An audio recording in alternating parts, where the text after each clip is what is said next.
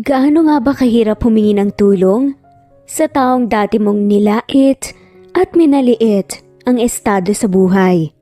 Paano kung nakabaliktad ang inyong sitwasyon? Kaya mo bang lunukin ang pride mo at humarap sa taong may malaking galit sa'yo para humingi ng tulong upang madugtungan ang buhay ng iyong pinakamamahal na ina?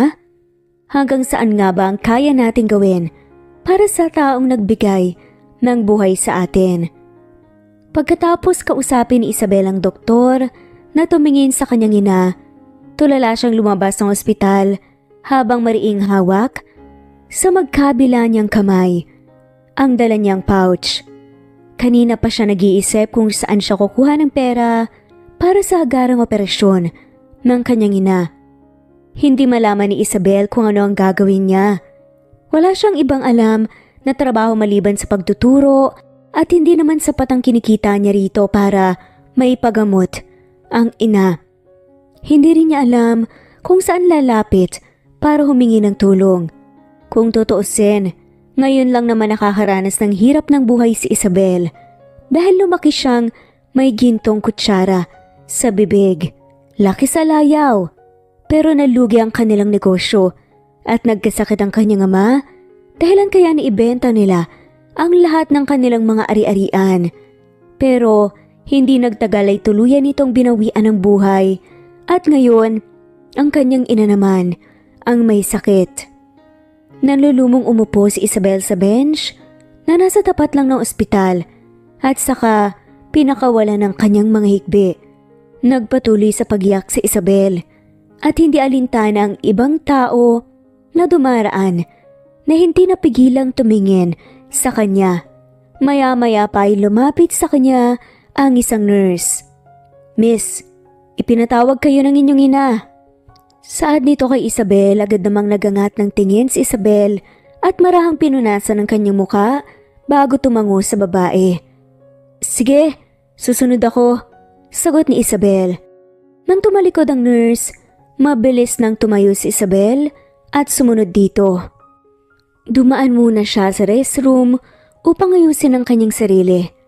Ayaw niyang makita siya ng kanyang ina sa ganong ayos dahil ayaw niyang mag-alala sa kanya. Pagkatapos niyang mag-retouch, pilit ang ngiti sa mga labing tinungo ni Isabel ang silid ng ina at marahang binuksan ang pinto. "Mommy?" Tawag ni Isabel sa inang nakatulala sa kisame. "Anak, mabuti naman narito ka na." Nangihina na sagot ng kinang at pinilit ngumiti kahit bakas ang paghihirap sa mga mata. Humugot muna ng hangin sa dibdib si Isabel upang lumapit sa ina at kinuha ang kamay nito. "Kamusta ang pakiramdam niyo?" Pilit ang matamis ng ngiti sa mga labing tanong ni Isabel. "Ayos lang ako. Sana hindi mo na ako dinala dito. Kailan daw ba tayo uuwi?" Tugon ni Esperanza sa anak. "Mom, ngayon pa lang ang unang araw mo dito. Gusto mo na kaagad umuwi?" Malambing na tanong ni Isabel sa ina, pero may halong pag-aalala. "Abay, oo naman. Sino ba naman ang gustong mamalagi dito? Siguradong gastos lang to." Pilit ang ngiting sagot ni Esperanza. "Don't worry, mommy. Ako na pong bahala. Huwag na po kayong mag-alala." Tugon ni Isabel na pilit pinatatag ang kanyang sarili. "Saan ka naman kukuha ng pambayad dito, anak? Ayokong maging pasanin mo pa ako."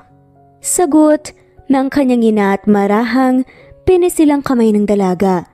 "Mom, dalawa na lang tayo sa buhay. Pababayaan pa ba kita?"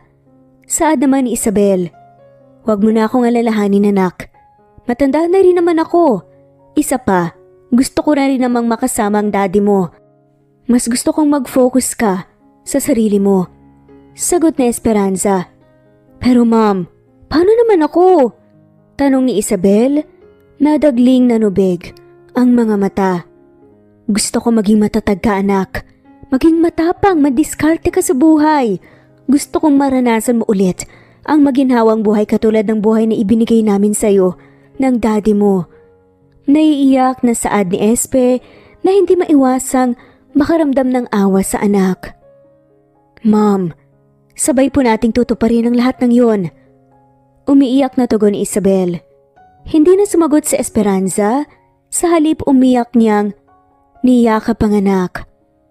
Matapos ang pag-uusap ni Isabel at ng kanyang ina, minabuti niyang iwan muna ang ginang sa ospital para puntahan ang nag-iisang taong alam niyang makakatulong sa kanya sa sitwasyong meron sila ngayon. Umugot muna ng hangin sa kanyang dibdib si Isabel bago pinara ang paparating na taxi. Walang ibang laman ang kanyang isipan kundi ang makausap at humingi ng tulong kay Dexter. Bahala na. Kung ipagtabuyan o kutyain siya nito ang mahalaga, sinubukan niya. Nang huminto ang taxi sa tapat ng isang gusaling dating pag-aari nila, inabot agad niya ang bayad sa driver at mabilis na bumaba ng sasakyan at saka nagmamadaling pumasok sa loob. At dahil kilala siya ng mga empleyado doon, hindi na siya hinarang ng guard pero bakas sa mukha ng mga to ang labis na pagtataka. Saktong nakalapit si Isabel sa elevator. Nang bumukas ito, agad namang nagbigay daan sa dalaga ang mga empleyado na naghihintay rin sa labas. Bahagyang ngumiti si Isabel sa mga ito at saka taas noong pumasok. Napailing na nga lamang si Isabel nang walang isa man ang sumabay sa kanya at alam niya kung ano ang dahilan. Sino pa naman ang gugustuhin makasabay siya sa elevator?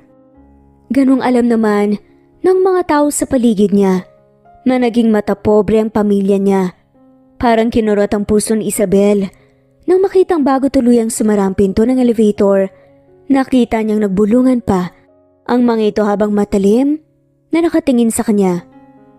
Muling napabuntong hininga si Isabel nang huminto ang elevator sa palapag na sadya niya. Mabigat ang mga hakbang na lumapit si Isabel sa sekretary ng CEO na nakatalaga sa labas ng opisina nito. Miss Arevalo, may kailangan po ba kayo? Magalang na tanong ng babae ang sekretary noon ng kanyang ama. Yes. Pwede bang makausap si Mr. Santillan? Tanong ng dalaga. May appointment po ba kayo sa kanya? Tanong ulit ng sekretarya. Wala eh. Pakisabi na lang na importante lang talaga ang sadya ko. Pakiusap ni Isabel. Sige po ma'am.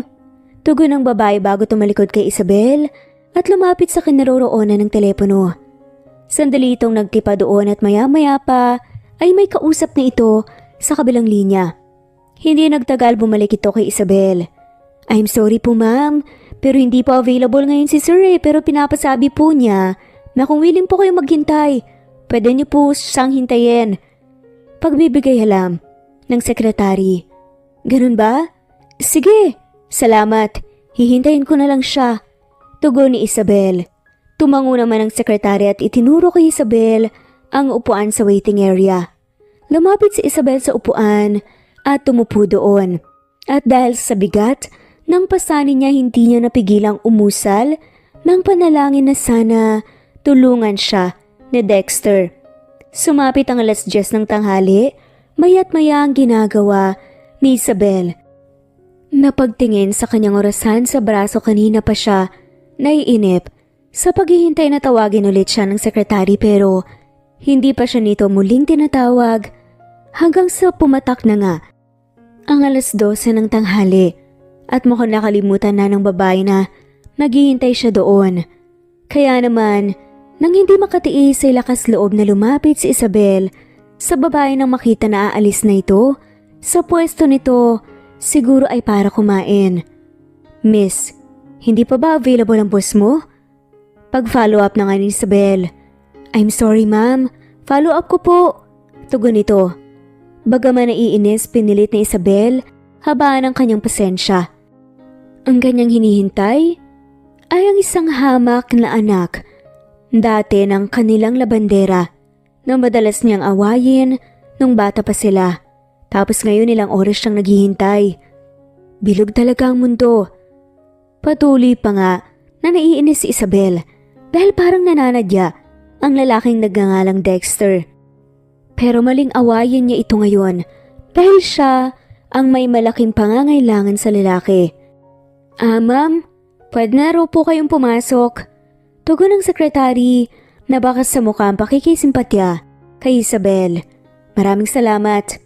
Pilit ang ngiting tugon ni Isabel at agad na pumunta sa pintuan ng opisina ng CEO. Samantalang hindi maiwasan ni Dexter ang matuwa nang makitang nakakatawang itsura ni Isabel sa labas ng kanyang opisina. Kanina pa niya ito pinapanood mula sa monitor ng CCTV at hindi niya napigilan ng sariling matuwa sa tuwing nakikita niyang inip na ito sa paghihintay. Sinadya niyang paghintayin ito ng matagal para galitin ito pero mukhang nagbago ng babae. Wala nang pagiging mainit ng ulo nito at madalas sumigaw sa tuwing naiinis. Parang nabawasan na ang pagiging spoiled brat. Napailing na lamang si Dexter nang bumalik sa kanyang balintataw. Ang nakakatakot itong itsura.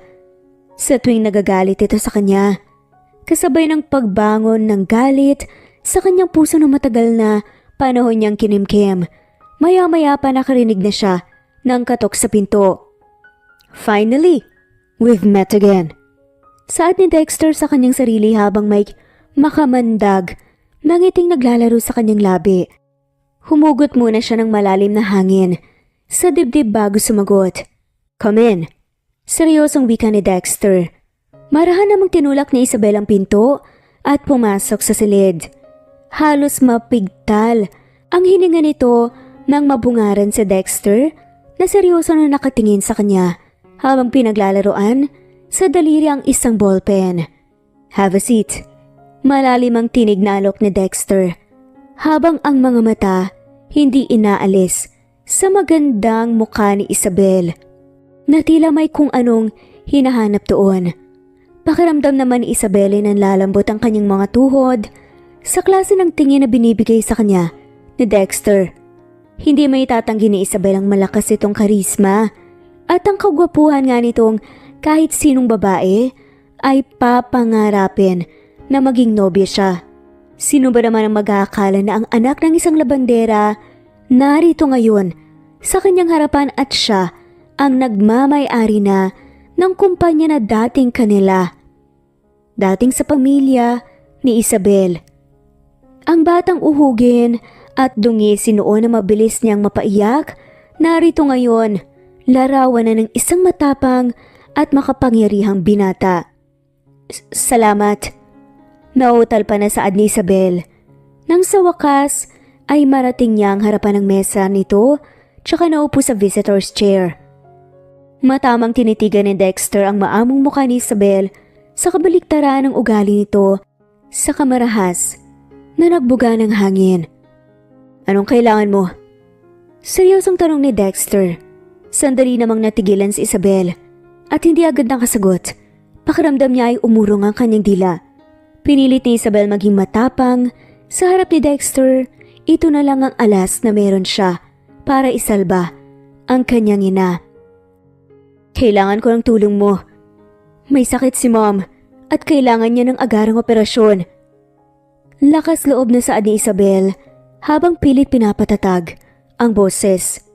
Sandaling natigilan si Dexter pero hindi nagtagal ay naging mabalasik ang anyo nito.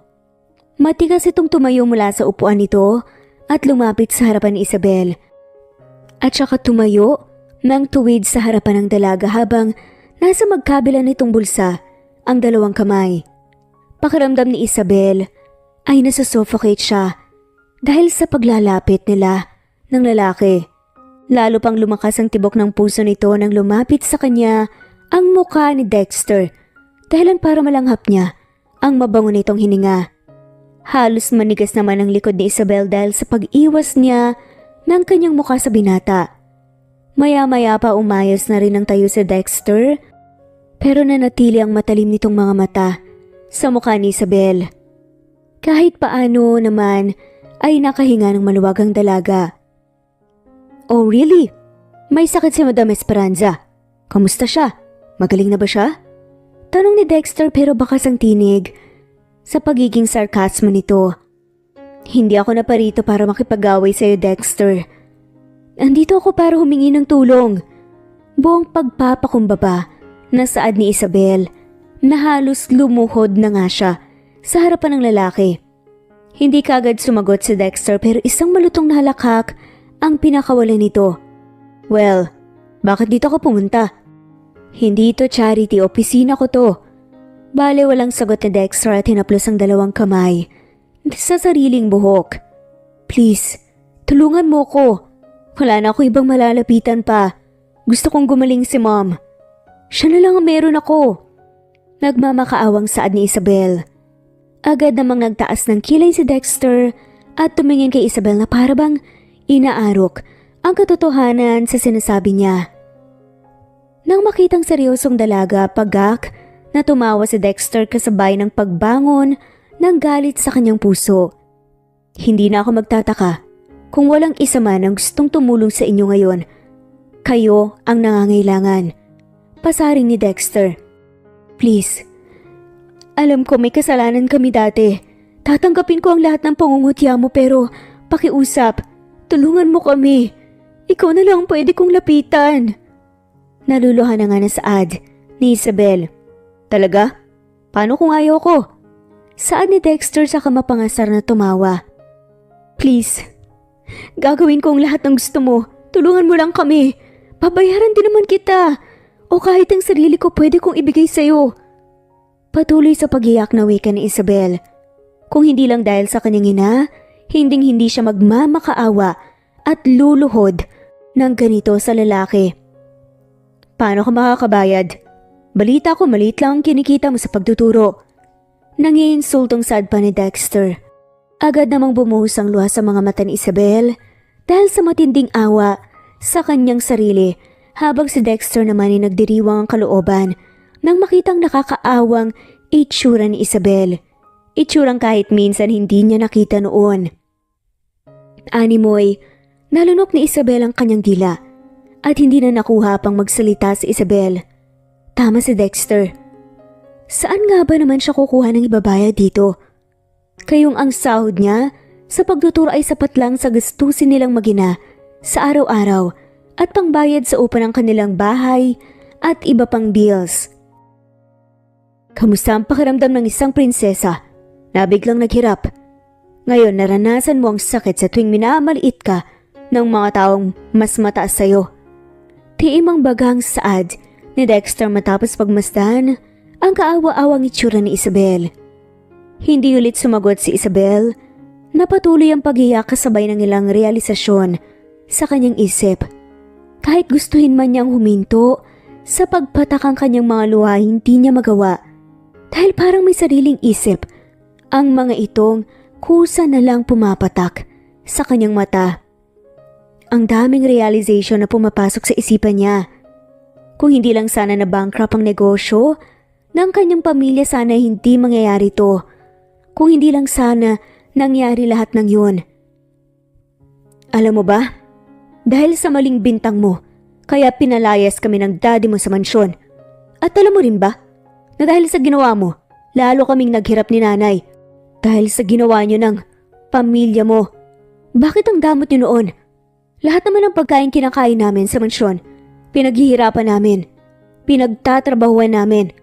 Galit na sumbat ni Dexter. Noon pa nito gustong gawin kay Isabel to. Noon pa niyang gustong ipamukha kung gaano sila minaliit ng pamilya niya. I'm sorry. Mga bata pa tayo dati. Immature pa ako dati, people change. Hindi ko pa alam kung ano-anong mga consequences sa mga ginagawa ko. Humagulgol na saad ni Isabel na hindi maiiwasang makaramdam ng awa sa batang Dexter na madalas nilang alipustahin at pahirapan.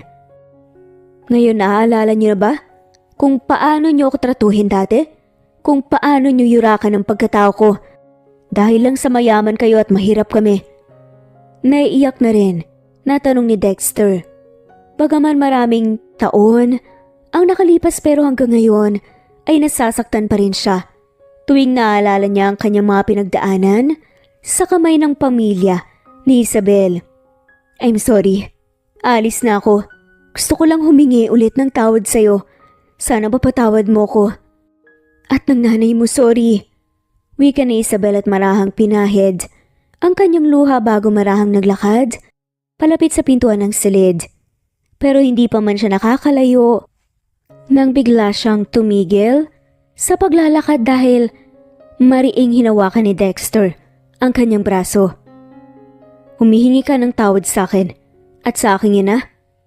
Paano kita mapapatawad kung ikaw ang dahilan kung bakit hindi ko na siya kasama ngayon? Puno ng galit ang mga matang sabi ni Dexter. Agad namang natigilan si Isabel at kunot noo na humarap kay Dexter. Anong ibig mo sabihin? Nauutal niyang tanong. Isang pagak na tawa ang kumawala sa labi ni Dexter habang nanlilisik pa rin ang mga mata nitong nakatingin kay Isabel. 1 taon. Pagkatapos niyo akong palayasin at ang magulang ko dahil sa hindi makatotohanang bintang sa akin. Namatay ang nanay ko dahil sa kanyang sakit. Dahil sa galit sa akin ng ama mo, kaya pati ang pagpapagamot niya, pinatigil niya. Alam mo kung ano masakit? Yun yung namatay siyang hindi ko man lamang siya nadala sa ospital. Namatay siya na hindi man lamang nakainom kahit isang gamot dahil wala akong perang pambili ng gamot niya. Ganon kasama ang ugali ng pamilya mo. Isabel, hinadlangan niyong madugtungan ang buhay ng aking ina dahil lang sa kasamaan niyo. Galit na sumbat ni Dexter habang mariing sinusuntok ang ibabaw ng table. Hindi naman makapaniwala si Isabel at nanlaki ang mga matang tumingin sa luhaang mukha ng binata. Ani may isang batang umatungal. Nang iyak si Dexter at sa bawat panagkoy nito ay mababakas ang matinding galit at sakit na pinagdaanan nito. Muling sinundot ng konsensya ang puso ni Isabel dahil pakiramdam niya, kasalanan niya ang lahat ng hindi magandang nangyari sa mag-ina. I'm sorry, hindi ko alam. Tanging mga salitang paulit-ulit na sinabi ni Isabel habang umiiling at hilam sa luhang mga mata. Hindi sumagot si Dexter na patuloy sa pagiyak. Sana mapatawad niyo ako sa mga kasalanang nagawa ko. Umiiyak na saad ni Isabel at muling humakbang patungo sa pinto. Pinihit niya ang saradura ng pinto pero muli siyang natigilan sa gagawin sanang paglabas nang muling nagsalita si Dexter. Kunin mo ang tseke na to at ipagamot mo ang iyong ina. Gagawin ko to. Hindi para sa'yo kundi para sa aking ina. Gusto kong ipakita sa kanya na sa kabila ng mga naranasan ko sa pamilya niyo ay lumaki pa rin ako mabuting tao. Dahil pinalaki ako ng magulang ko na mabuting tao. Kahit paano naman ay naging mabuti sa amin si Madam Esperanza. At ayaw kong matulad siya kay nanay na namatay dahil sa sakit. Pahayag ni Dexter. Ayaw na sanang tanggapin ni Isabel ang tseke pero wala siyang pagpipilian. Ayaw niyang mawala ng ina tulad ng nangyari kay Dexter. Gagawin na lang niya ang lahat para makabayad agad siya dito. Ayoko magtanggapin ng tulong mo pagkatapos ang mga nalaman ko. Pero kakapalan ko na ang mukha ko para sa nanay ko. Huwag kang mag-alala. Gagawin ko ang lahat para makabayad at makabawi sa'yo. Tugon ni Isabel. Dahil sa sinabi ni Isabel, kitang-kita niya ang mapaglarong ngiti na agad sumilay sa mga labi ni Dexter. Kung ganon, handa kang gawin ang lahat para makapagbayad ka kagad sa akin. May naisip akong paraan para makabayad ka agad. Saad dito habang may malaking ngisi sa mga labi at marahang hinahaplos ang kamay sa ibaba ng baba nito na tila nag-iisip. Agad namang nanibago si Isabel sa lalaki kanina lang. Iyak ito ng iyak pero ngayon nagbago na kagad ang aura ng mukha nito. Sa isip-isip ni Isabel, ano kayang magiging kapalit ng worth 15 million na tseke na binigay sa kanya ni Dexter? Anong paraan? Kahit ano gagawin ko. Tugon ni Isabel. Good. Ibibigay ko sa iyo ang address ng hotel. Pumunta ka bukas. 6:00 ng gabi. Hihintayin kita. Isang gabi lang Isabel, burado ang lahat ng utang mo. Seryosong saad ni Dexter na ikinabigla ni Isabel. Isang gabi? Sigurado ka? Hindi makapaniwalang tanong niya. Mukha ba akong nagbibiro? Akala ko ba gagawin mo ang lahat? Bakit mukhang ayaw mo yata? Balik tanong ni Dexter nang makitang pag-alinlangan sa mukha ng dalaga. Pero hindi sa ganitong paraan. Nautal pa rin sagot ni Isabel. Isang malutong na halakhak ang ginawa ni Dexter at saka sinalubong ang tingin ni Isabel. Huwag ka nang magmalinis pa, Isabel. Alam kong mga gawain ng babaeng katulad mo. Walang pakundangan itong Saad. Agad namang naginit ang magkabilang pisngi ni Isabel at nais sana niyang sampalin ang lalaki pero mahigpit niyang pinigilan ang kanyang sarili. Kailangan niya ang tulong nito at kung ang isang gabing kasama ito ang paraan para dugtungan ang buhay ng kanyang ina, gagawin niya. Sige, pumapayag na ako. Matapang na tugon ni Isabel. Agad namang gumuhit ang malaking ngiti sa mga labi ni Dexter. Okay, good. See you tomorrow. Malaki ang ngising wika ni Dexter. Hindi nagawa pang sumagot ni Isabel na agad na lumabas ng pinto. Saka pa lang siya nakahinga ng maluwag nang nasa labas na siya tsaka nangihina na sinandal ang kanyang likod sa pinto. Mariin siyang pumikit at dinala sa kanyang dibdib ang tseke. Sa wakas, matutuloy na ang operasyon ng kanyang ina. Walang pagsidla ng tuwa sa puso ni Isabel at hindi nagabalang pagtuunan ng pansin ang hinihinging kapalit ni Dexter. Ang importante ngayon ay ang kanyang ina. Kinabukasan maagang isinagawa ang operasyon. Tahimik na nagdasal si Isabel na sana ay makaligtas ang kanyang ina sa panganib at muling mabigyan ng pagkakataong makasama niya pagpatak ng 5:00 ng hapon.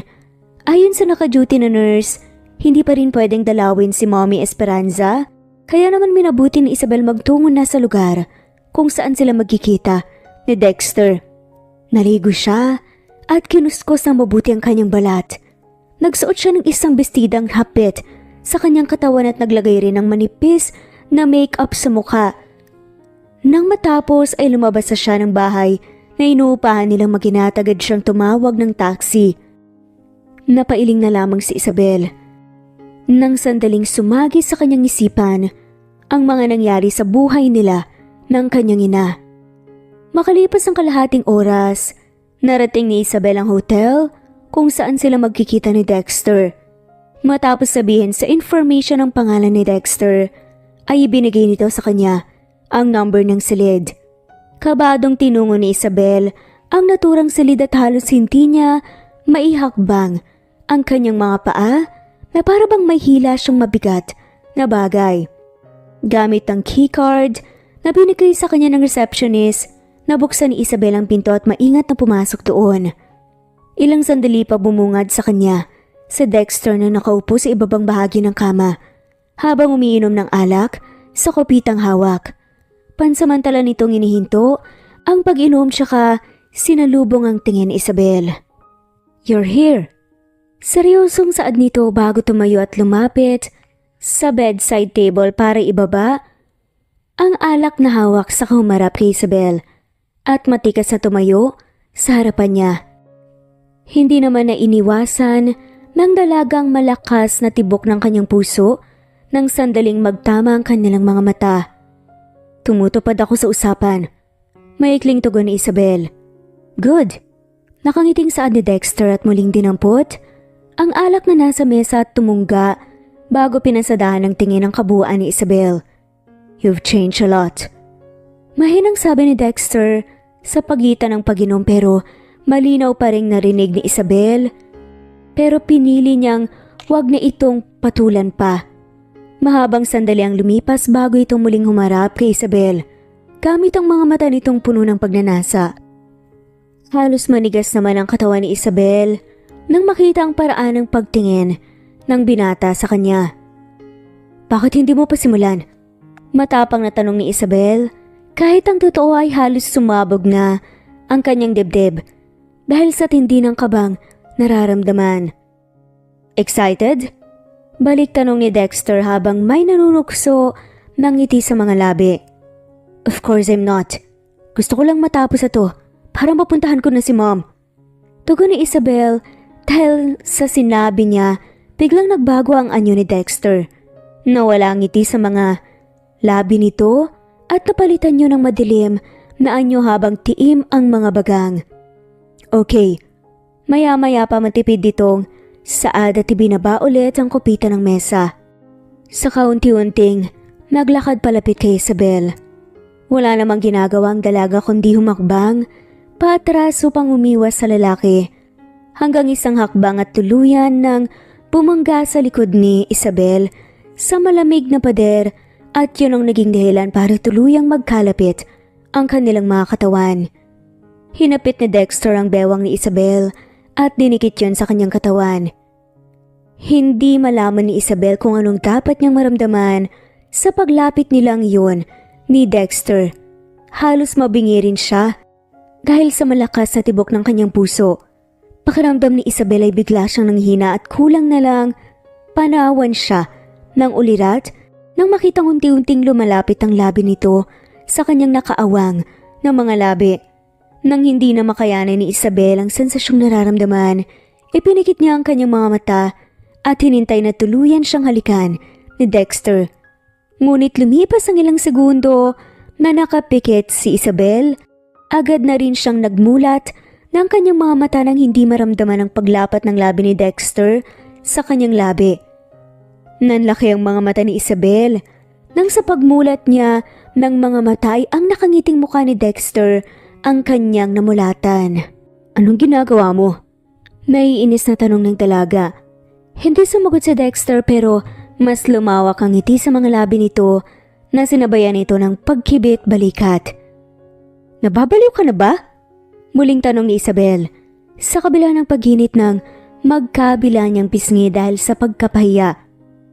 "Hindi ko ina-expect. Nasabik ka palang mahalikan ako." Saad ni Dexter na sinundan ng tawa nito. "Baliw ka na nga siguro." Ines na wika ni Isabel. Magsasalita pa sana ulit si Isabel nang biglang hapitin ulit ni Dexter ang kanyang bewang. Hindi pa man nakakahuma, ang dalaga ay lumapat na ang kanyang labi. Sa mainit nitong labi, pakiramdam ni Isabel, nanigas ang kanyang katawan habang ang kanyang mga kamay ay biglang nawalan ng lakas. Ganito pala ang pakiramdam ng first kiss. Aniya pa sa kanyang isip habang nilalasap ang matamis na halik ni Dexter. Maya-maya pa ay kusang nang naghiwalay ang kanilang mga labi habang parehong naghahabol ng paghinga. Habang si Dexter ay lalo pang hinigpitan ng pagkakayakap sa bewang ni Isabel. Hindi nagtagal parang sako ng bigas na binuhat ni Dexter ang dalaga at marahang ibinaba sa kama at saka pumaibabaw sa malambot nitong katawan. At doon ipinagpatuloy ni Dexter na malayang dinama ang bawat parte ng katawan ng dalaga habang ang mga labi nito ay naglalakbay sa leeg ni Isabel. Napaliyad pa si Isabel na maramdaman ang mga labi ni Dexter sa kanyang dibdib. Parang sinisilaban ang pakiramdam ni Isabel ng mga sandaling yun at halos mapugto ang kanyang paghinga nang tuluyang lumapat ang labi ni Dexter sa kanyang tiyan pababa sa kanyang puson. Napapikit na nga lamang si Isabel. Pero agad din naman siyang napamulat nang hindi na maramdaman ang labi ng binata. Para siyang binuhusan ng malamig na tubig. Nang makitang tumayo na si Dexter at parang napaso na lumayo sa kanya. Ang kaninang init na nararamdaman ni Isabel ay napalitan ng pagkapahiya nang makitang tuluyan ng umalis sa tabi ng kama si Dexter at lumapit sa tabi ng bintana at nagsindi ng sigarilyo. Nagdabog na tumayo si Isabel at sumunod kay Dexter na noon marahas nang nagbubuka ng usok. "Ano bang problema mo?" Naiinis na tanong ni Isabel. "Magbihis ka na." Malamig ang tinig na sagot ni Dexter nang hindi nag-abala pang sulyapan man lamang ang dalaga. "Ano bang nangyayari sa'yo? Paano usapan natin?" Tanong pa ni Isabel. "Sa ibang araw na lang ulit tayo mag-usap." Sagot ni Dexter at umalis na sa bintana at muling hinarap ang dalaga. "Bakit sa ibang araw pa? Ano bang problema mo? Andito na ako oh. Bakit ayaw mo pang tapusin to para wala na akong problema pa? Para matapos ang ugnayan natin?" Namumula sa galit na tanong ni Isabel habang hindi inaalis ang kanyang mga mata sa mukha ni Dexter. Kaya kitang kita nito ang hindi maipaliwanag na emosyon na sandaling dumaan sa mga mata nito. "Ano? Ano pa bang kulang ha? Hindi ba katawan ko lang naman ang gusto mo? Andito na ako. Sad pa ni Isabel at lalo pang hinubad ang kanyang suot. Sa isang hakbang naman ni Dexter ang pagitan nila ni Isabel at mabilis na hinaklit ang bewang nito palapit sa kanya. Agad namang nanindig ang mga balahibo sa batok ni Isabel. Nang tumama sa kanyang tenga ang mainit na hininga ni Dexter. Akala ni Isabel ay pagpapatuloy nito ang ginagawa nito pero nagkamali siya at parang nawalan ng lakas ang kanyang katawan nang marinig ang sinabi ni Dexter. Magbihis ka na. Nagbago ng isip ko. Matabang saad ni Dexter. Parang binuhusan ng malamig na tubig ang nag-aalab na damdamin ni Isabel ng mga sandaling yun. Dahil sa matinding awa sa kanyang sarili, dahil sa rejection na natanggap mula sa lalaki, walang gana niyang isinuot ang hinubad niyang kasuotan. Pero hindi ibig sabihin nun, wala ka ng utang sa akin. Maya-maya pa ay muling saad ni Dexter, bagay na inaasahan naman ni Isabel. Alam niyang may ibang hihilingin pang bayad ng lalaki dahil hindi naman biro ang halaga ng perang ibinigay nito sa kanya. Hindi na sumagot si Isabel at marahang tumango. Dumaan ang mahabang sandali na walang sino man ang muling nagsalita sa pagitan ng dalawa. Hanggang matapos si Isabel sa kanyang ginagawa, dadamputin na sana niya ang kanyang pouch para tuluyan ng umalis nang muling nagsalita si Dexter. Kasal, Isabel. Kasal. Ang kabayaran sa utang mo sa akin. Seryoso ang tinig na saad ni Dexter. What? Are you out of your mind? Bulalas nga na tanong ni Isabel. I'm serious. Tugon naman ni Dexter habang matamang nakatitig kay Isabel. Nahihibang ka na, Dexter. Gusto mo akong pakasalan? Kahit malaki ang galit mo sa akin? Nababaliw ka na ba? Hindi ba akong sinisisi mo dahil maagang namatay ang nanay mo? Sa kabila ng bikig, sa lalamunan ay matapang na saad ni Isabel. Yun lang ang paraan para mabayaran mo ang utang mo sa akin. Sagot ni Dexter at muling humithit sa hawak nito. Ginigipit mo ko. Sigaw ni Isabel at hindi mapigilan ang sariling umiyak. Galit na hinampas niya ang kanyang pouch sa binata. Tumatawa namang iniwasan nito ni Dexter. Kulang pa nga yung kabayaran sa lahat ng ginawa mo sa akin. Paliwalang tugon naman ni Dexter. Alam kong ginagawa mo ang lahat ng to para pahirapan at gantihan ako. Napakasama mo. Galit na galit ang wika ni Isabel at mabilis na tumalikod. Wala nang nagawa pa si Dexter, kundi pagmasdan ang likod ng papalayong dalaga.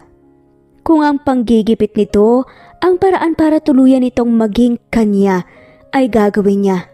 Bata pa lang sila. Ang totoo niyan, mahal na ni Dexter si Isabel at hindi niya inaasang sa kabila ng galit na nararamdaman niya dito ay mas minahal pa niya ito. Ilang minuto pag-alis ni Isabel, nilisan na rin ni Dexter ang hotel at nagtungo sa bar kung saan naghihintay ang kanyang kaibigan. Sigurado ka pare? Pakakasalan mo ang anak ni Mr. Arevalo? Akala ko ba malaking kasalanan niya sa'yo? Hindi makapaniwalang tanong ng kaibigan nitong si Max. Yun lang ang paraan para makaganti ako sa kanya. Pagsisinungaling ni Dexter. Sa bagay, magandang plano mo. Sad pa nga ni Dexter. Kung inaakala ni Isabel na siya lang ang may kakayahang maglaro ng damdamin ng iba, nagkakamali siya. Nasisiyahan na saad ni Dexter. Bago lumalim ang gabi, umuwi na si Dexter na may baong ngiti sa mga labi. Kinabukasan, nang nagising si Esperanza, walang pagsidla ng tuwang nararamdaman ni Isabel. Sa wakas, magaling na ang ginang at ayon sa mga doktor, malayo na ito sa panganib. Habang nagbabalat ng prutas na ipapakain niya sa kanyang ina, hindi na iwasan ni Isabel mag-isip. Siguro naman ngayong magaling na ang kanyang ina, hindi kalabisan, napakasalan niya si Dexter bilang kabayaran sa pagsagip nito sa buhay ni Esperanza. Dahil wala nang masasaya pa, kundi makita ang buhay at wala nang nararamdaman na sakit ang ina. Pero parang may nararamdaman siyang kakaiba kung sakali man na ikasal siya kay Dexter. Anak, saan ka pala kumuha ng pera? Nagtatakang tanong naman ni Esperanza Nabakas pa rin sa tinig ang panghihina. Ma'am, wag mo na pong alalahanin pa yon. Ang mahalaga magaling na kayo. Sagot ni Isabel. Anak, ayokong gumawa ka ng kasalanan para lang ipagamot ako. Wika pa ng ginang. Wag na po kayong magalala, ma'am. Wala po akong maling ginawa. May isang kaibigan lang po na nagmalasakit sa akin. Pagsisinungaling na lamang ng dalaga. Salamat naman kung gano'n, anak. Sabihin mo sa kaibigan mo, maraming salamat. Tugon ni Esperanza na tila nakahinga ng maluwag. Sige po, ma'am. Mabuti pa po siguro kumain ka na muna para mabilis kang gumaling. Tugon naman ni Isabel at tumupo sa gilid ng kamang hinihigaan ng kanyang ina. Maraming salamat, anak. Alam kong hindi ka sanay sa ganitong buhay pero salamat dahil ginagawa mo lahat para mabuhay tayo ng marangal. Siguro kung makikita man tayo ngayon ng daddy mo, proud na proud siya sa iyo. Maluhaluhang saad ni Esperanza at ginagap ang isang palad ni Isabel. Ma'am, wag niyo na pong isipin yun. Kinagawa ko po ang lahat ng to para sa ating dalawa. Tugon ni Isabel at kumuha ng isang hibla ng orange at sinubo yun sa ina.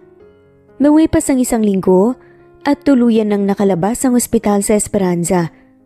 At sa bahay na lang nagpapagaling habang inahalagaan ni Isabel. Mabuti na lang at nakagataong bakasyon kaya maraming oras ang dalaga para pagsilbihan ng ina. Masaya din si Isabel dahil hindi siya ginugulo ni Dexter. Wala siyang anumang mensahe o tawag na natatanggap mula dito kaya naisip ng dalaga na marahil kinalimutan na nito ang napag-usapan nila nang huli silang magkita.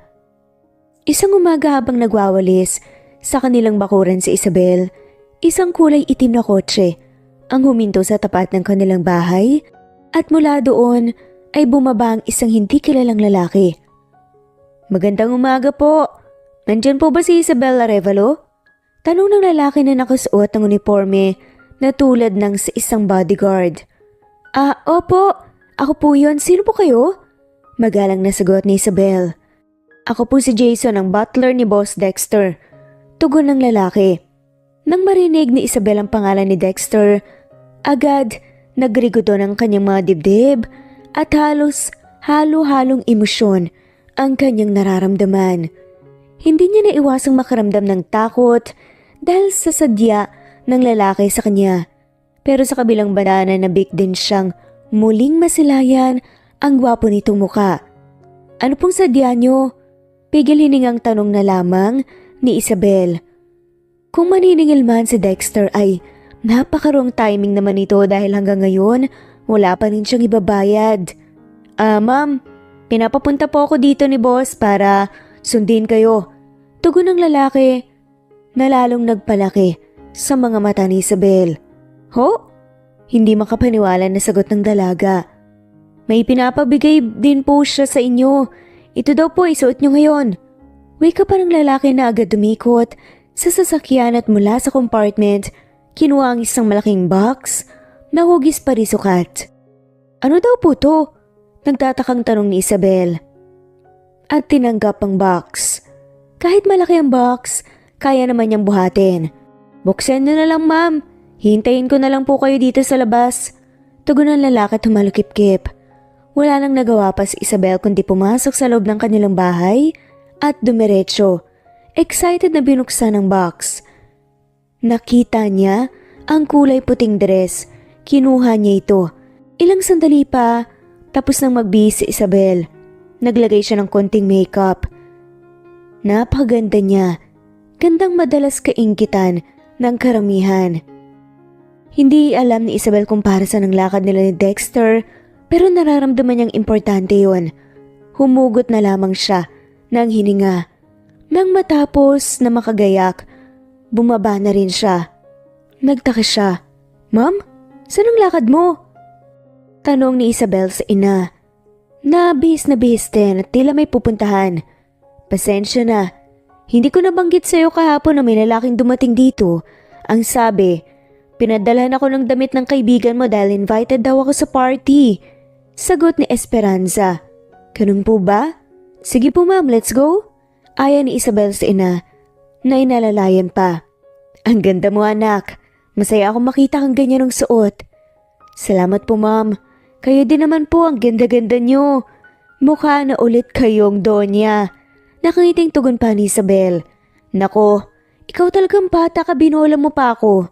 Hay, kahit ganitong buhay lang sana, kasama ang ama mo sigurado, napakasaya natin. May halong lungkot na saad ni Esperanza. Ma'am, yan ka na naman. Huwag ka nang malungkot. Kung nasan man ngayon si Daddy, sigurado akong masaya na siya para sa atin. Tugon ni Isabel sa kahinimas ang likod ng ina para pawiin ang lungkot na bumalot dito. Ilang sandali pa ay sabay nang lumabas ang bahayang mag-ina. Agad naman silang sinalubong ni Jason at inalalayan. Papasok ng kotse. Anak, siya yung lalaking pumunta dito kahapon. Driver yata siya ng kaibigan mo. Mukhang mayaman ang kaibigan mo, anak ka. Yes ma'am, mayaman po siya. Mariing tugon ni Isabel na nagtataka. May problema ba? Umiling ito. Wala po mami. At naglihis ng tingin. Dumaan ang ilang minutong nasa biyahe sila Isabel. Maya-maya pa huminto ang sasakyan sa tapat ng munisipyo. Anong ginagawa natin dito? Nagtatakang tanong ni Esperanza. Hindi ko rin po alam ma'am. Iho, anong ginagawa natin dito? Bakit dito mo kami dinala? Malalaman niyo rin po mamaya ma'am. Magalang na tugon ni Jason. Hindi na nangusisa pa si Isabel at Esperanza, sa halip ay sumunod na sila sa lalaki. Lalo namang lumakas ang hinala ni Isabel nang sa opisina ng judge sila dinala ni Jason. Pagpasok nila, naabutan nila ang judge at ang dalawa pang lalaki na sa tingin ni Isabel ay ama ni Dexter dahil hindi nagkakalayo ang itsura ng mga to. Noon pa man ay nababalita na sa kanilang bayan na ang ina ni Dexter ay nabuntis ng isang mayaman na lalaki pero hindi ito pinanagutan. Magandang tanghali boss, nandito na po sila. Pagbibigay alam ni Jason kay Dexter. Iwan mo na kami. Seryosong utos ang lalaki. Mrs. Arevalo? Miss Arevalo, maupo kayo. Paanyaya ng lalaki. Salamat po. Ako nga pala si Rodencio Ibanez, ang ama ni Dexter. Pakilala ng lalaki sa mag-ina. Ikinagagalit ka naming makilala. Tugon naman ni Esperanza. Namagitan ang katahimikan sa loob ng silid. Hanggang sa makalipas ang ilang minuto, muling bumukas ang pinto ng silid at doon pumasok si Dexter na nakasuot ng America suit. Napakagwapo nitong tignan sa ayos nito ngayon pero sa kabila ng malakas itong karisma, naiilang ang sino man na tumingin dito dahil sa seryoso at nakakatakot nitong aura. Dexter? Gulat na saad ni Esperanza. Ako nga po Mrs. Esperanza. Kamusta po kayo? Mariin ang bawat katagang bigkas ni Dexter. Hindi nakasagot si Esperanza. Nandito na lang din tayong lahat, mabuti pa siguro simulan na natin ang kasal. Saad naman ni Rodencio na nakatingin sa judge. Kasal? Anong kasal? Anak, anong ibig sabihin nito? Gulat na wika ng ina ni Isabel. Mom, ipapaliwanag ko po sa inyo mamaya ang lahat. Sagot naman ni Isabel. Pero anak, ano ba tong pinasok mo? Tumahimik na po ang lahat. Saway ng tagapagsalita ng judge. Tumayo naman ang judge at saka nagpapirma na nga ng marriage contract pagkatapos ng seremonyas. Again, you may now kiss the bride. At doon nga ay sobrang bilis ng pagtibok ng puso ni Isabel nang halikan siya ng lalaki ng mariin. Nakita rin niya na titig si Dexter sa kanya. At talagang parang dinadama ang halikang yun. Tumagal yun ng ilang segundo. Sobrang bilis pa rin ang kabog ng dibdib ni Isabel. Nang matapos ang seremonya, anong ginawa mo? Bakit tinamay mo pa si Mommy? Nanggigigil na tanong ni Isabel. Seryosong kasalang to Isabel. Hindi to isang laro lang. Tugon naman ni Dexter. Kahit ano pang sabihin mo, alam natin pareho na parte lang to ng laro mo. Anak, ano ba tong pinasok mo? May iyak ng tanong ni Esperanza na lumapit sa kanya. Mommy, wag po kayong mag-alala, alam ko po ang ginagawa ko. Pero anak, bakit biglaan naman yata ang desisyon mong magpakasal? Wag niyo na po akong isipin, Mom. Si Dexter ba ang kaibigan na sinasabi mo na tumulong sa'yo? Pigil ang galit na tanong pa ni Esperanza. Mom, saka ko na lang po ipapaliwanag. I'm sorry anak, nang dahil sa akin nangyari to. Saad na lamang ng ina ng babae. Maya-maya pa sabay-sabay na silang lumabas sa opisina ng judge at tinungo ang kani-kanilang sasakyan. Si Isabel ang sumama kay Dexter sa kotse nito habang si Esperanza naman ay naiwan kay Jason. Habang nasa biyahe tahimik lang si Dexter at Isabel pero hindi nagtagal ay binasag ito ng dalaga. Masaya ka na? Nasimulan mo na ang laro mo? Masaya pero kulang pa. Hanggang marating ng dalawa ang reception at tuluyan na silang binalot ng katahimikan. Palabas si Isabel ng palikuran nang biglang nakita niyang may kausap si Dexter na ibang babae. Bye! Pasok na ako! Malambing na paalam ni Carla kay Dexter. Hindi sumagot si Dexter habang ang mga mata ay nakatutok kay Isabel. Ang tagal mo, kanina pa kita hinahanap. Saad ni Dexter kay Isabel. Tapos na ako, babalik na ako sa loob.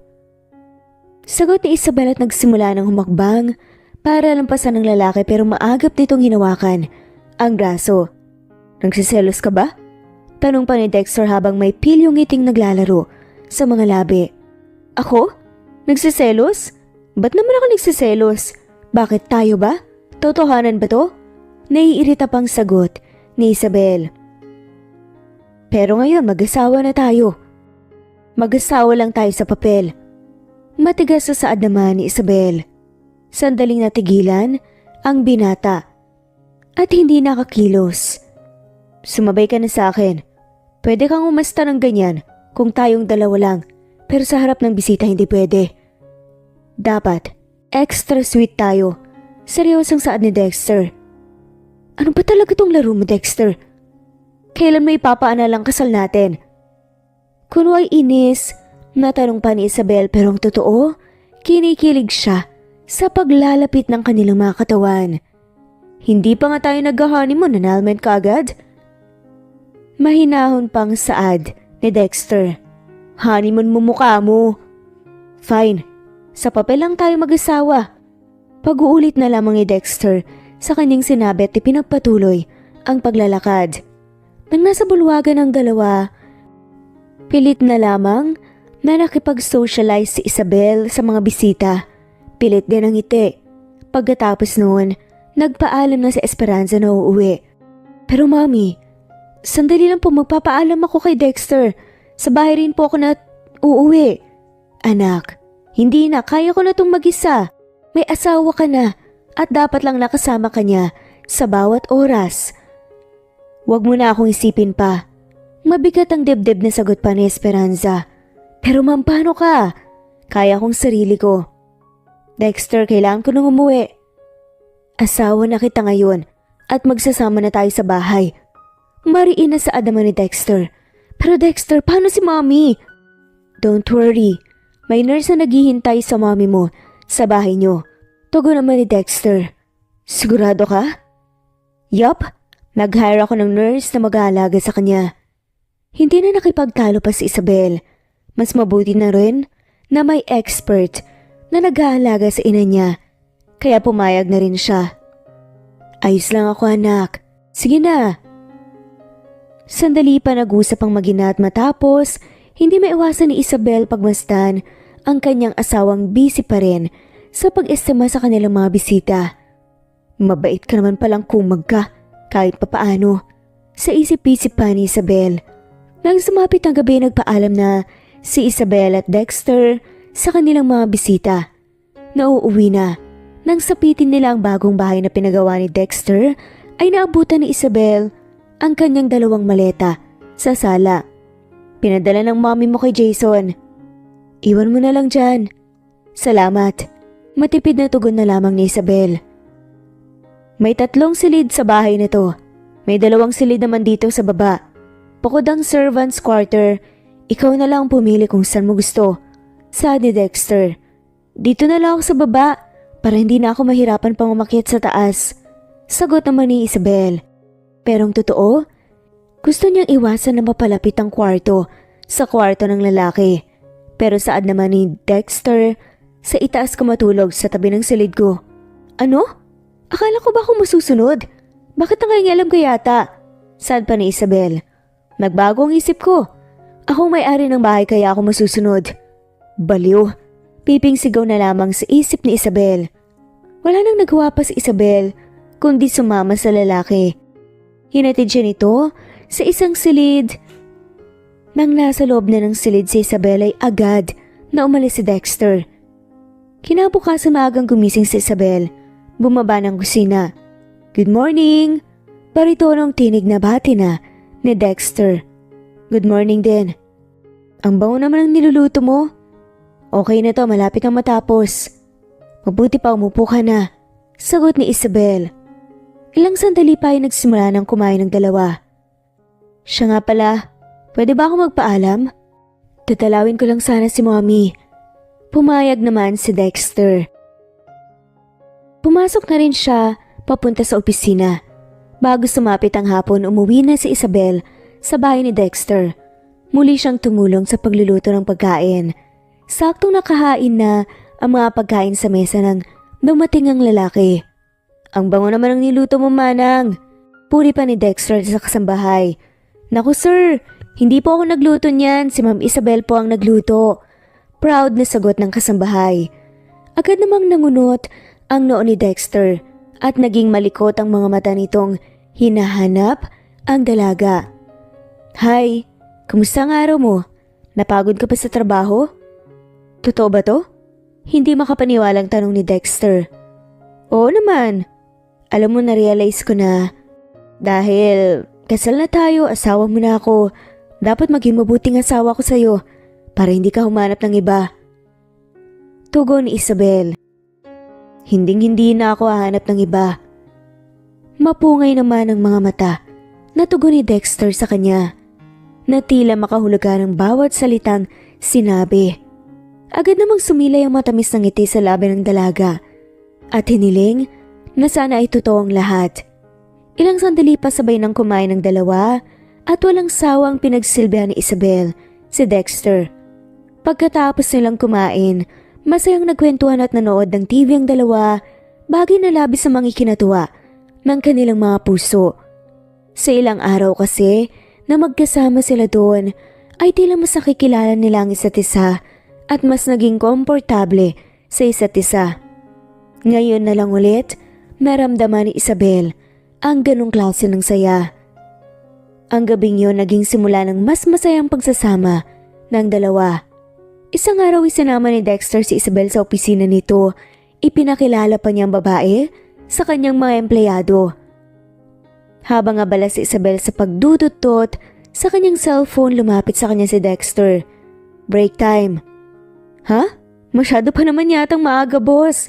11 pa lang po. Nagugutom na ako, halika na. Sige na nga, sandali lang. Saan tayo? Tanong ni Isabel. Secret. Hindi na muling nagsalita pa si Isabel at nanatiling tikom ang bibig. Wala ka bang gustong sabihin? Untag ni Dexter sa dalaga. Alam ko na nun pa na ikaw ang nakabili nito. Tugon ni Isabel. Nang makita kung saan sila pumunta, ang dati nilang mansyon, magkahalong emosyon ang nararamdaman ni Isabel. Hindi ka galit? Hindi. Masaya nga ako na inaalagaan mo ng maayos ang dati naming mansyon. Hindi nagtagal ginaya ni Dexter si Isabel sa loob. Nagpunta sila sa kusina. Wow, ang sarap naman yan. Masayang saad ni Isabel. Pinahanda ko kay Manang ang mga paborito mong pagkain. Tugon ni Dexter. Tsaka lang napansin ni Isabel ang dati niyang yaya. Mangiyak-ngiyak nga siyang lumapit dito at mahigpit niyakap. Nang matapos kumain, nagtungo sa pulang dalawa at masayang nagtampisaw. Alam mo ba, matagal ko ng pangarap ang makasama kang maligo dito. Ang makabanding ka at makasamang kumain. Saad ni Dexter. Habang malamlam ang mga mata. Bakit naman? Nautal na sagot ni Isabel. Biglang nataranta nang makitang papalapit sa kanya si Dexter habang ang mga mata ay puno ng pangungusap. Hindi kaagad sumagot si Dexter hanggang sa tuluyan na itong nakalapit kay Isabel. Dahil mahal kita, Isabel. Mga bata pa lang tayo, mahal na kita. Pag-amin ni Dexter. Dexter, pwede bang lumayo ka? Nauutal na pakiusap ni Isabel. Bakit? Hanggang ngayon ba pinandidirihan mo pa rin ako? Kahit na ginawa ko na ang lahat para magtagumpay ako sa buhay? Para maging pantay na sana tayo. Pero tignan yung nangyari sa inyo. Hindi naman sa ganun. Hindi lang kasi ako makahinga. Sagot ni Isabel.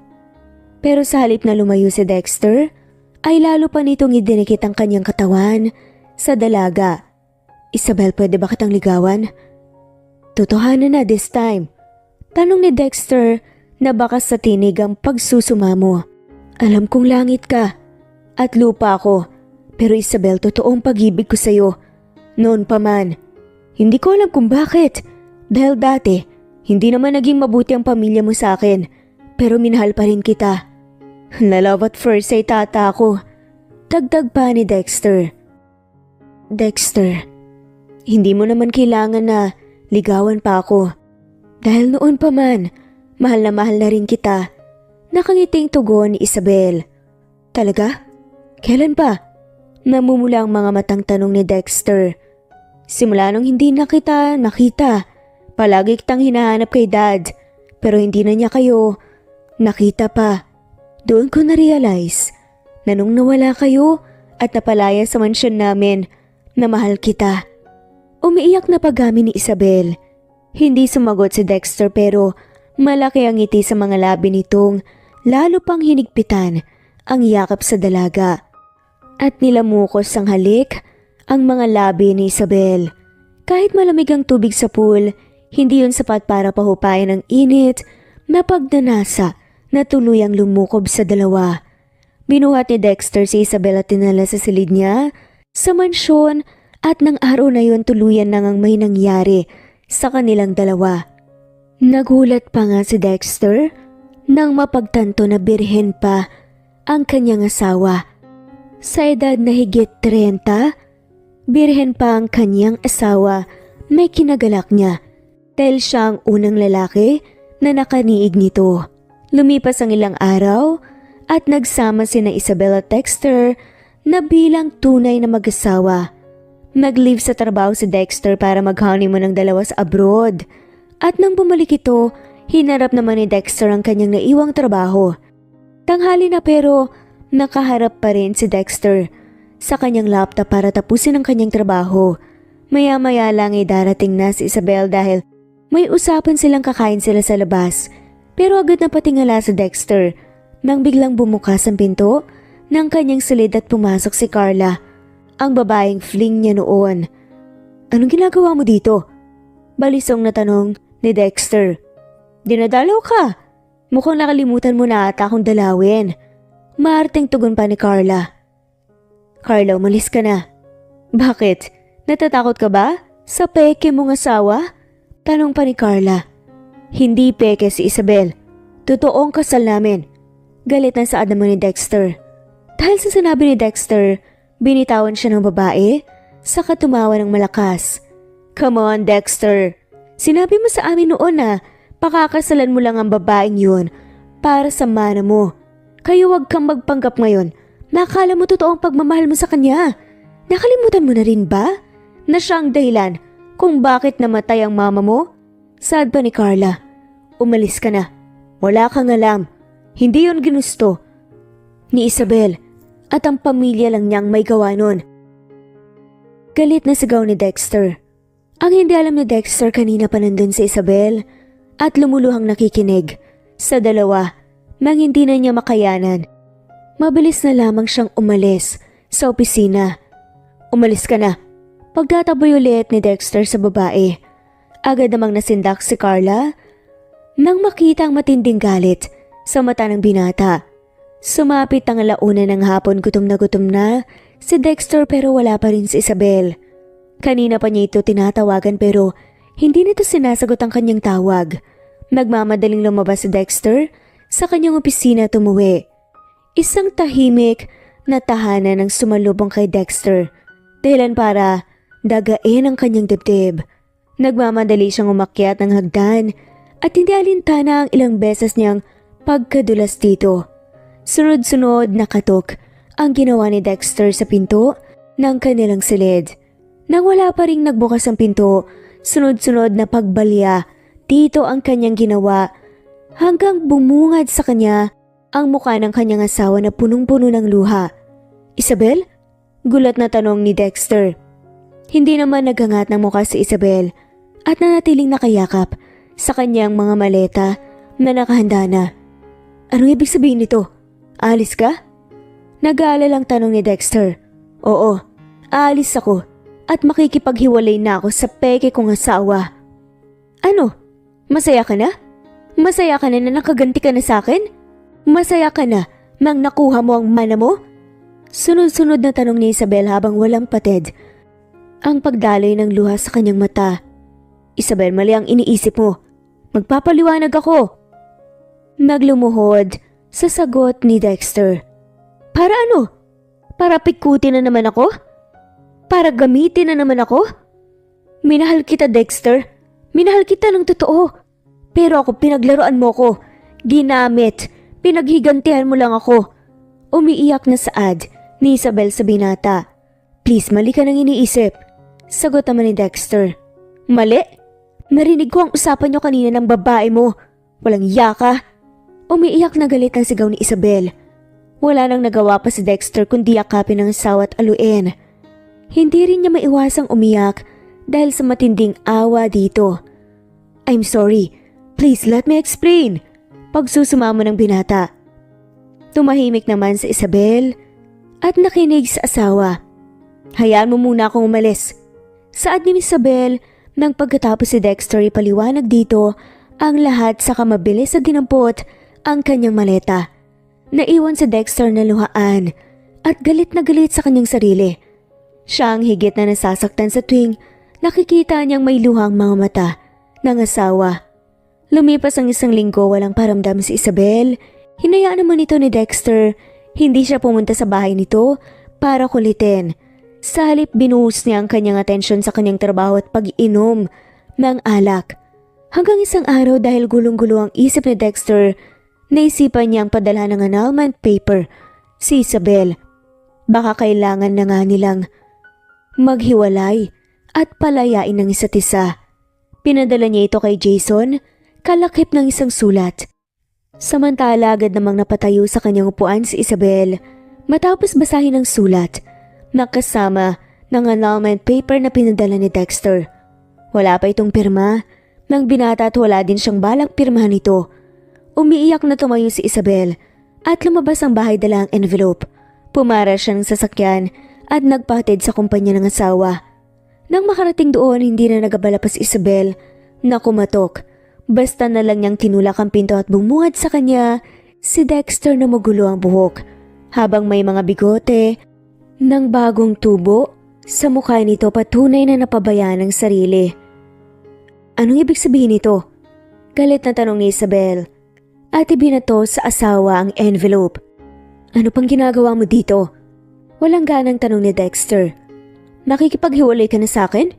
Matapos mo kong paibigin at buntisin, iiwan mo lang ako? Masama ang loob na saad ni Isabel. Agad namang napatayo sa kanyang upuan si Dexter at lumapit sa asawa. You're pregnant? Hindi makapaniwalang tanong ni Dexter. Oo, tapos hiwalayan mo ko? Nagpadala ka pa ng annulment paper sa bahay. Sa halip na suyuin ako. Naluluhang sagot ni Isabel at masama ang loob na tumingin kay Dexter. Sorry, akala ko galit ka sa akin. Akala ko kasi gusto mo na talaga makipaghiwalay at gusto mo lang lumaya na mas masaya ka na hindi ako kasama. Sagot ni Dexter na labis ng naaawa sa asawa. Nilapitan niya ito at niyakap ng mahigpit sa kahinalikan sa ulo. I'm so sorry. Sad pa ni Dexter. Apology accepted. Bati na tayo ah. I love you. Parang batang sagot pa ni Isabel at nangunyapit sa balikat ni Dexter. I love you too. Let's start over again? Sagot ni Dexter at lumuhod sa harapan ng babae. Miss Isabel Arevalo, will you marry me again? Tanong ni Dexter at kinuha sa bulsa ang isang kulay pulang kaheta na naglalaman ng singsing. Yes, ngayon pa ba ako tatanggi? Nasisiyahan namang sagot ni Isabel at inilahad ang kanyang palad sa binata. Maya-maya pa'y mahigpit na magkayakap ang mga to. Makalipas ang ilang buwan, tuluyan nang nagpakasal ang dalawa sa simbahan and this time, wala nang halong pagpupumilit, wala nang halong pagpapanggap. Ngayon masaya na silang nagsasama, kasama ang kanilang mga anak. Binalik na rin ni Dexter ang mansyon nila Isabel sa nanay nito. Nakita rin kasi nito ang pagsisisi ng pamilya nila Isabel. Napagtanto ni Dexter na walang maidudulot na maganda ang paghihigante. Masayang-masaya naman ang mag-ina. At ngayon nga ay doon na nakatira sa Esperanza kasama ang mga kasambahay at nurse nitong nag-aalaga dito. Sila Isabel at Dexter naman ay excited nang hinihintay ang araw na pagsilang ulit ng susunod nilang anak. Meron na nga silang 3 anak at sobrang saya nila. Hindi natin hawak ang takbo ng kapalaran, kaya dapat laging nakatapak ang ating mga paa sa lupa, huwag manghamak ng kapwa natin tao at maging matulungin sa kanila. At dito na nga po nagtatapos ang kwentong pagmamahalan ni Dexter at Isabel. Maraming salamat po sa lahat ng mawalang sawang sumusubaybay at shoutout po sa mga sumusunod. Merlylin Nesbet Hanaban, Annalie Flor of Kuwait, Eileen Lomano, Lina Almazan, Colette Moco, Presbyteros Rose, Lynn Lee, Ofelia Gaetano, Merlin Pascual, Harem, Judy Quilates, Felma Cabato, Nes, Imelda Forteza, Wenoni Anya Lucas, Ana Espinosa, Helen Morillo, Annalie Flor, Juby Hernandez, Maggie, Emily, Susan Upaga, Julieta Hermosura, Anastasia Chanel, Rose, Ofelia, Bonifacio Ramos, Neng, Eileen, Augustus Rafanan, Liliano Bebe, Maxine, Goldfinger, Jocelyn, Cleo, Merly, Rosemary Corpus, Juliet Caday, Arminia De Robles, Tita Mads OFW Journey, Flory Robles, Lloyda Nancy Costanilla of Australia, Maria Liraza, Ofelia Kakayurin, Miriam Aini, Presbyteros Rose, Marilyn, Rayan Parocha, Cleo, Wenoni Anya Lucas from Bacolod Amelia City, Paor, Ana Venier, Abel Colindres, Rufina, Santa Marcela Apayao, Josefina Rubio, Anita Lynn Hernando, Ledesma, Emily Lisa Borac, Taruk, Wilma, Andrea Ann, Nelani, Juan, Bareno, Imelda Romano Forteza, Corospe, Eileen, Imelda Forteza, Jen Pidin Jen, Tez, Vanessa, Ellen Cervantes, Teresa Bolies, Teresita Jeline Schmid, Saban at shoutout Cecilia na rin po Ramos, sa lahat. Shirley Sa mga hindi po Peralta, nabanggit, Nena Ano, i-comment po namin kayo Lina sa mga Leono, susunod na videos. Rosemary Corpus, Sa ngayon, Susan Upaga, maraming salamat Lynn po. Lee, Rayan Parocha, Imelda, Susan, Flor Dete, Janice Marukin, Jocelyn Lovinaria, Miriam, Jeros Jimena, Nesbet Hanaban, Lovina Galang, Felma Cabato, Wilma, Eileen, Augustus, Cleo, Gina Bayas, Josefina Rubio, Innocent Binary Code, Merlilyn, Anita Hernando, Juby Hernandez, Ana Vencer, Luz Viminda Rivera, Anita, Nerlani, Emily, Mamerto Gayawan Jr. At shoutout na rin po sa lahat ng maulang sawang sumusubaybay. Maraming salamat po. Thanks for listening!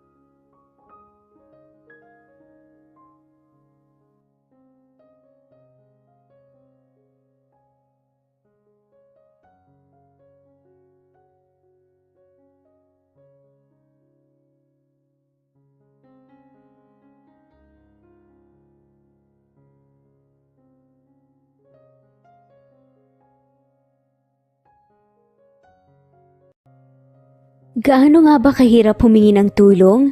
Sa